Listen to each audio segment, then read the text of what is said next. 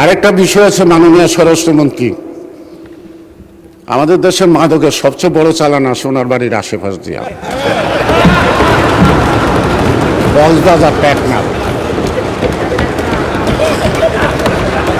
আগে শুনতাম বধূ, এখন তো বধূ নাই, বধূ তো বধ হয়ে গেছে গা।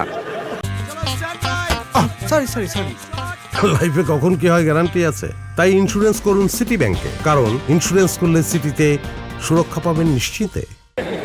আজকে বিরোধিতার জন্য বিরোধিতা না, বিরোধিতার পাশাপাশি আমার মনে হয় পথ দেখানোর ব্যাপার।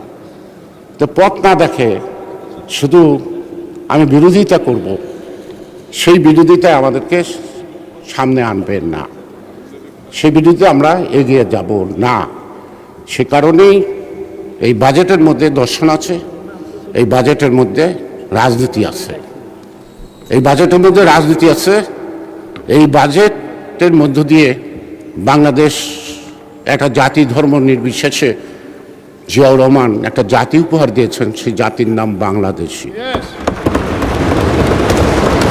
জিয়াউর রহমান কিন্তু এটা ইসলামিক বাংলাদেশ ঘোষণা দেন নাই, তিনি ধর্মকে আফল করছেন, অর্থাৎ সকল ধর্মের মূল্যবোধ। সকল ধর্মের মূল্যবোধ মানে কিন্তু একই লক্ষ্য। কোনো ধর্মই মানুষকে খারাপ কথা বলতে বলে নাই, কোনো ধর্মই মানুষকে অসৎ পথে চলতে বলে নাই, কোনো ধর্মই কিন্তু খুন খারাপি রাহাজানিকে পছন্দ করেন নাই। মাননীয় স্পিকার, এই বাজেট, যেটা আমি আবার বলবো, আমাদের এখানে সবচেয়ে বড় সমস্যাটা একটাই হবে, সেটা হলো এইটুকু যে আমরা প্রশাসনের ক্ষেত্রে বা আমরা সকলে আমাদের যে দীর্ঘদিনের অভিজ্ঞতায় যে অভিজ্ঞ হয়ে গেছি, দুর্নীতি, এই দুর্নীতির লাগাম টেনে ধরতে হবে। দুর্নীতির লাগাম না টেনে ধরতে পারলে দুর্নীতির চাপে আমরা তলিয়ে যাব সারা জাতি। সে কারণে এখানে আমাদের একজন সংসদ সদস্য দাবি করছে আমাদের পক্ষ থেকে একটা কি ওয়াশিং মেশিন। আমি ওয়াশিং মেশিনের নাম শুনছি, দেখি নাই, ব্যবহারও করি নাই। আমি মাননীয় সংসদ সদস্য ধন্যবাদ জানাই। আপনার যদি দরকার হয় আপনি স্পিকারের কাছে চান, আমার দরকার নাই। এবং সংসদ কর্তৃক যদি দেয় ওটা আমি নেব না, ওটা নেব না, আমার দরকার নেই, এটা আমি চিনি না, আমি ব্যবহারও করতে পারি না। সুতরাং মাননীয় সংসদ সদস্যদের এই অভাব যদি একটা হয়, কি ওয়াশিং মেশিন হয়, তো বাংলাদেশের মানুষের যে কত অভাব, সেই অভাবের যদি তাকান তাহলে বুঝতে পারবেন এই বাজেট অপ্রতুল, এই বাজেট বিগ বাজেট না।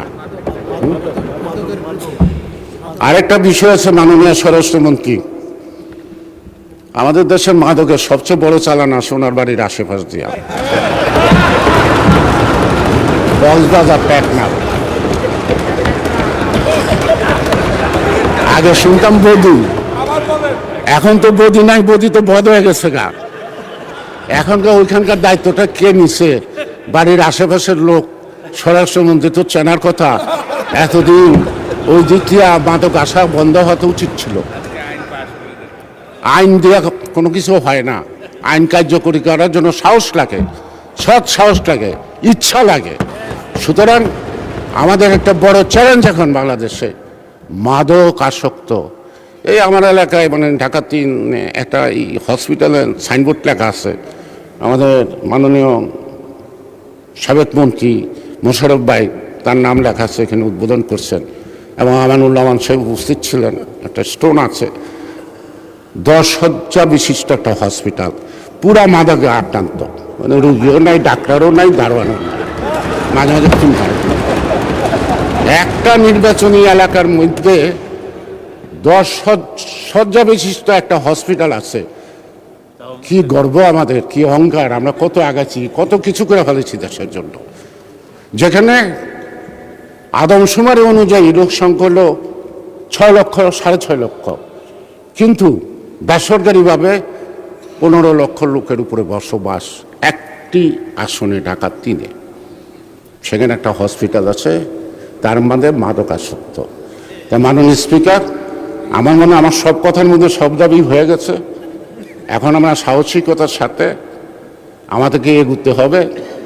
দেশ স্বাধীন করতে যখন বিরোধিতার মধ্যে পড়ছিলাম, আপনিও পড়ছিলেন, সকল বিরোধিতাকে কাটিয়ে যখন দেশটা স্বাধীন করতে পারছি, আজকে বহুদিন পরে এই অর্জিত গণতান্ত্রিক সরকার এবং গণতান্ত্রিক এই পার্লামেন্ট আমার মনে হয় সকল বাধা বিপত্তিকে অতিক্রম করে মোকাবেলা করে আমরা আমাদের লক্ষ্যে পৌঁছতে সক্ষম। মাননীয় স্পিকার, আপনাকে ধন্যবাদ। যদি বাকি সময় থাকে এটা অনেকে দেন, তারা দেন।